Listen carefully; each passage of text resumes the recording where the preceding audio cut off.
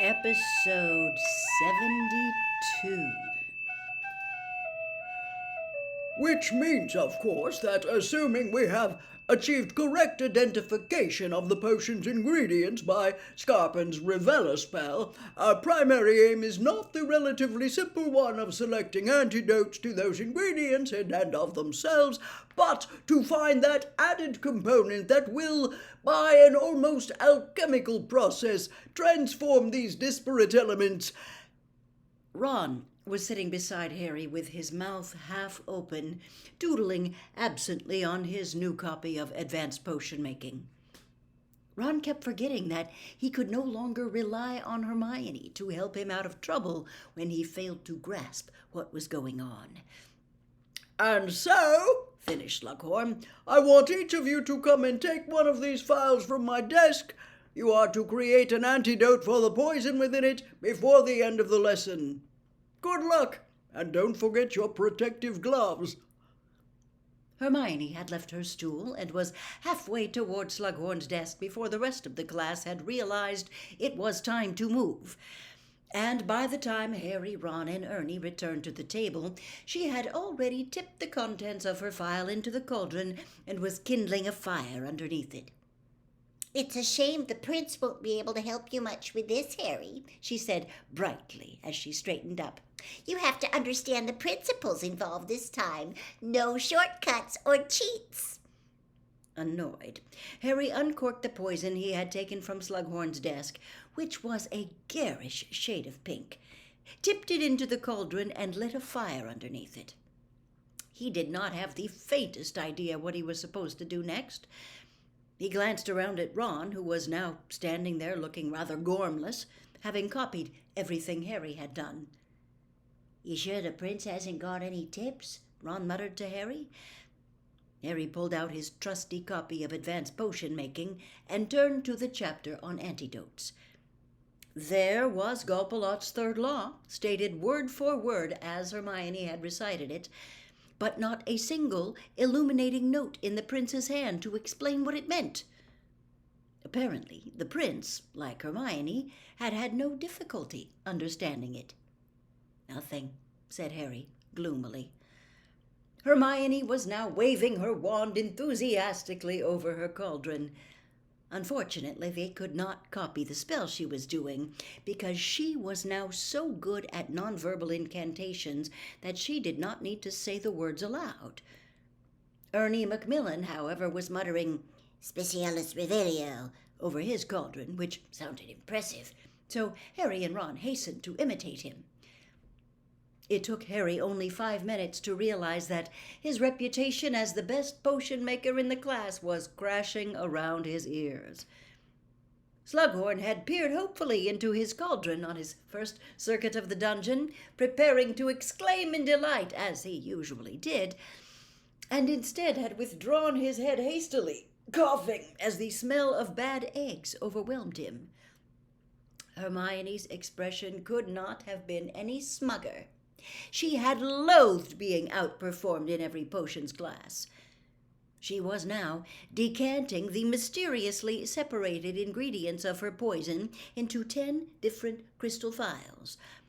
More to avoid watching this irritating sight than anything else, Harry bent over the Half-Blood Prince's book and turned a few pages with unnecessary force.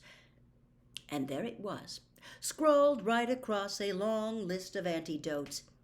"Just shove a bezoar down their throats." Harry stared at these words for a moment. Hadn't he once, long ago, heard of bezoars? Hadn't Snape mentioned them in their first ever potions class? "A stone taken from the stomach of the goat, which will protect from most poisons." It was not an answer to the Gopalot problem, and had Snape still been their teacher, Harry would not have dared to do it. But this was a moment for desperate measures. He hastened toward the store cupboard and rummaged within it, pushing aside unicorn horns and tangles of dried herbs until he found, at the very back, a small cardboard box on which had been scribbled the word "Bezoars." He opened the box just as Slughorn called, 2 minutes left, everyone. Inside were half a dozen shriveled brown objects, looking more like dried-up kidneys than real stones. Harry seized one, put the box back in the cupboard, and hurried back to his cauldron. Time's up, Called Slughorn genially. Well, let's see how you've done. Blaze, what have you got for me? Slowly, Slughorn moved around the room, examining the various antidotes. Nobody had finished the task, although Hermione was trying to cram a few more ingredients into her bottle before Slughorn reached her. Ron had given up completely and was merely trying to avoid breathing in the putrid fumes issuing from his cauldron.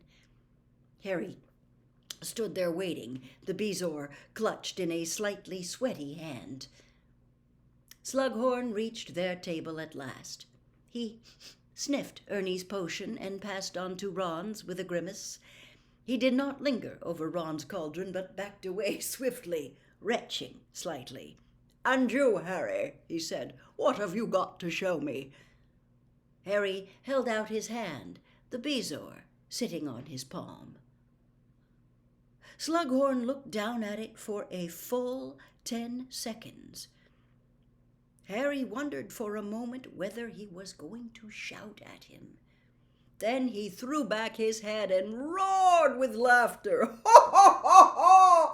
You've got nerve, boy!" he boomed, taking the bezoar and holding it up so that the class could see. "Oh, you're like your mother. Well, I can't fault you. A bezoar would certainly act as an antidote to all these potions." Hermione, who was sweaty-faced and had soot on her nose, looked livid. Her half-finished antidote, comprising 52 ingredients, including a chunk of her own hair, bubbled sluggishly behind Slughorn, who had eyes for nobody but Harry. And you thought of a bezoar all by yourself, did you, Harry?" she asked through gritted teeth. "That's the individual spirit a real potion maker needs," said Slughorn happily, before Harry could reply. "Just like his mother. She had the same intuitive grasp of potion making. It's undoubtedly from Lily he gets it. Yes, Harry, yes, if you've got a bezoar to hand, of course that would do the trick. Although as they don't work on everything and are pretty rare, it's still worth knowing how to mix antidotes." The only person in the room looking angrier than Hermione was Malfoy, who, Harry was pleased to see, had spilled something that looked like catsick over himself. Before either of them could express their fury that Harry had come to the top of the class by not doing any work, however, the bell rang. "Time to pack up," said Slughorn, "and an extra 10 points to Gryffindor for sheer cheek." Still chuckling, he waddled back to his desk at the front of the dungeon. Harry dawdled behind, taking an inordinate amount of time to do up his bag. Neither Ron nor Hermione wished him luck as they left. Both looked rather annoyed. At last, Harry and Slughorn were the only two left in the room. "Come on now, Harry, you'll be late for your next lesson," said Slughorn affably, snapping the gold clasps shut on his dragon-skin briefcase. "Sir," said Harry, reminding himself irresistibly of Voldemort, "I wanted to ask you something." "Ask away then, my boy, my dear boy, ask away." "Sir, I wondered what you know about Horcruxes?" Slughorn froze. His round face seemed to sink in upon itself. He licked his lips and said hoarsely, "What did you say?"